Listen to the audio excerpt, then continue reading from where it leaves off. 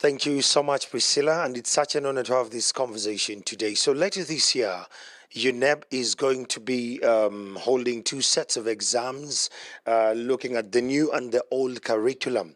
We want to know how has this journey been, what has been the challenging part of these hurdles, but beyond that, how are they holding up? To bring this to context, with me, I have the Executive Director of UNEB, Mr. Odong Dan, to make this happen. Thank you so much for saving time to speak to us. Yeah. And I won't take a lot more of your time. I just want to dive into the deeper end. Yeah. Talk to us about the plans of this year's O-level exams, how many candidates have registered in these exams under the new and the old curriculum, and how has the journey been so far? It's been a very, very busy year. Okay. The new curriculum, the new competency-based curriculum is being assessed or examined, if you will, for the first time this year.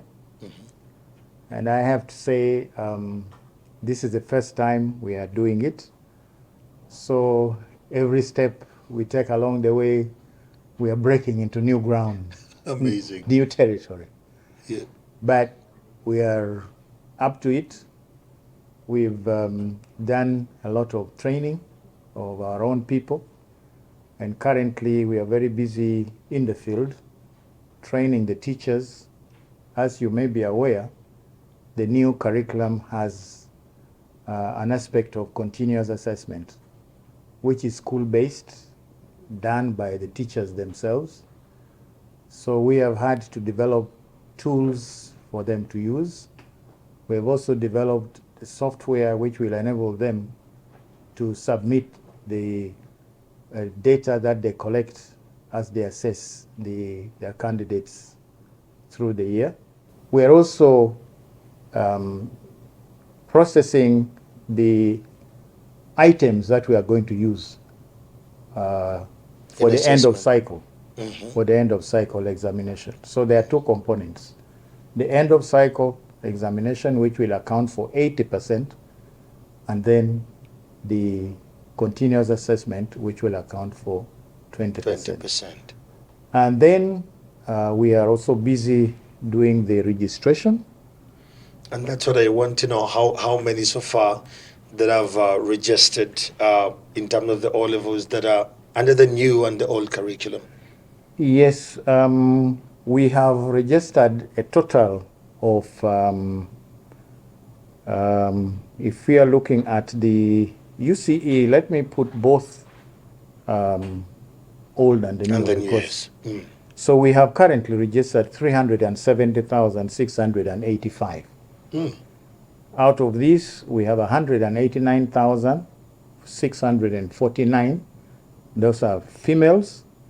And we have 181,036. These are females, rather males. Of these, 9,250 are those that are going to sit for the examination under the old curriculum. But combined, there are 370,685. How do you plan to ensure a smooth transition to the assessing of the learners under the new curriculum? Because, like you've said, it has been a little bit turbulent. There are flappings here and there.